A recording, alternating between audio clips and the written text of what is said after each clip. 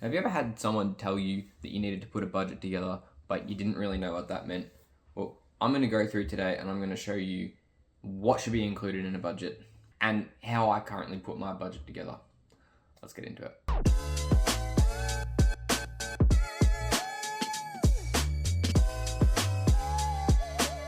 Now, my name's Jarrah. I'm your budget brother. I'm just a guy trying to get on top of my personal finances, and I'm going to try and take you along with me. And in the video today, we are going to be looking at, like I said, budgets. What's important, what you need to have in a budget. I think that there's a lot of things that you should have in a budget. Well, it's not even there's a lot of things you need. Everything that you spend money on should be in your budget. You need to think of a budget as a way that you are keeping track of your expenses. Because if you're not keeping track of everything that you spend, what's the point of having a budget? So this is going to cover everything from your bills, so like your electricity, your power, your water, internet, phone plan, all of those things that you need, they're going to be included. And it's also going to include the things that you don't need, but you want. You still need to include them in your budget because you're still spending money on them. So if you're putting, bets on, on the football, on the soccer, whatever you might be betting on, that's something that you also need to include in the budget because you need to know how much money you're spending. Same thing if you're going out and you're buying KFC or you're buying Macca's or you're doing things with your money that you might not necessarily count as a need, that's still something you need to put in your budget. Because at the end of the day, if you allocate $100 for that a week or $200 for that a month, and you get to the end of the month and you've spent $400, $500 on it, you know where you're spending over, you know where you can adjust your own habits. The main thing that you want to get here is you want to be able to see your money coming in, that's part of your budget, and then the other side is it coming out. And ideally, you want to have what is called a zero strategy budget or a zero balance budget, I believe they call it. And that's the idea that if you make $100,000 a year, you want to have your budget spending $100,000 a year. So by the time you've taken what you earn and minus what you spend, it's zero. Now, that's where I want to be. I'm not quite there yet. I'm going to run through a little bit of how I put it together, what I currently do, and just give you a look at my strategy when I'm putting a budget together. It's really quite simple. And this is not a fancy budget template. This is just what I do currently. I do plan to improve on this template, but as it sits now at the start of this journey, super entry level. I put some colors on it. I make it look a little bit better, but it's nothing special. It's not an amazing template. I do aim to have a template that I can, potentially share with you guys. Just, it's a matter of time. But for now, this is what my budget looks like, and this is how I got there. So I'll show you what I currently have, and I'll show you how I kind of got there. So here it is. This is my budget.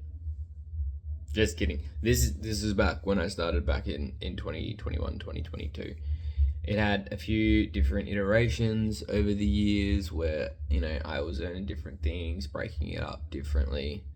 But as you can see, you've got, different expenses that are sort of sectioned out into different categories. I don't do it, I kind of do it like this still. This one was, back in the day when we were up there. Not quite there yet. Well, I say not quite there. We're not back there yet. We are going to get back there. That's what this is all about. And this is all about getting on top of everything, making sure the cash flow is all good and whatnot. This is what we're currently working with. So as you can see down the side here, green's my utilities, like I talked about.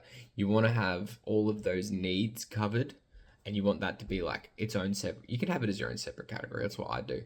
So that way you know that your rent weekly is broken down into one thing, your electricity is broken down into another.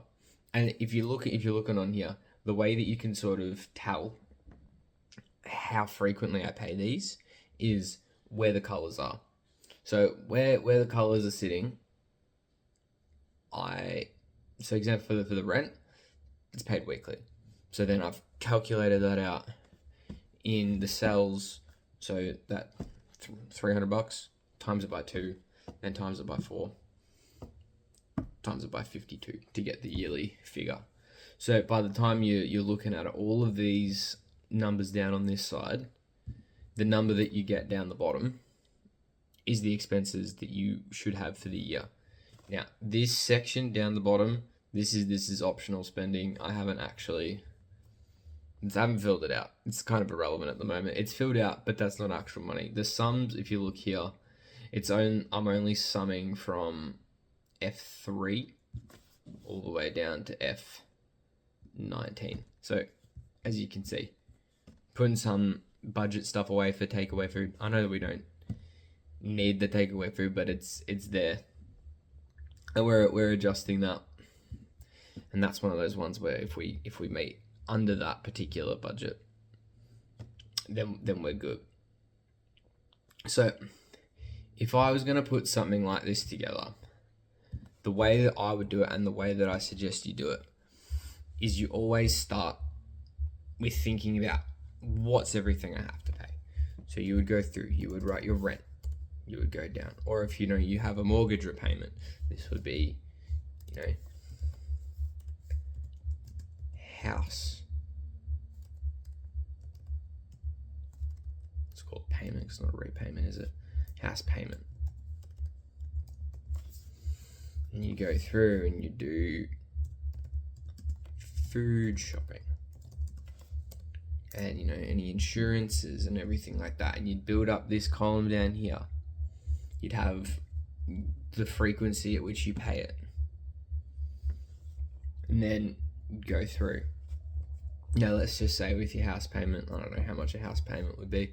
Let's say you're paying $600 a week, which we can then, you do your formula. You take 600, then you do your little asterisk, and you times it by 2 to get your fortnight.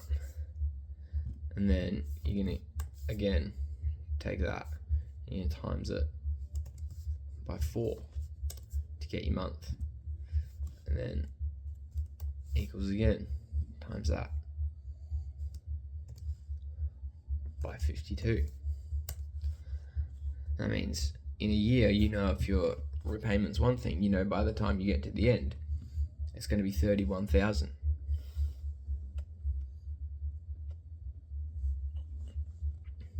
And then, I think it was like $300 for my shopping, so it was 15,000.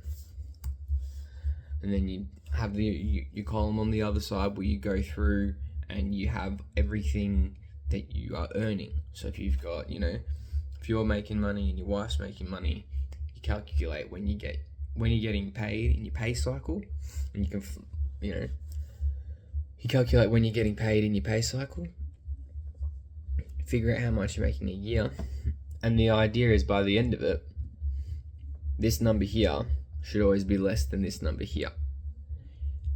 Currently, I'm calculating this on, meeting some sales targets, getting a little bit extra.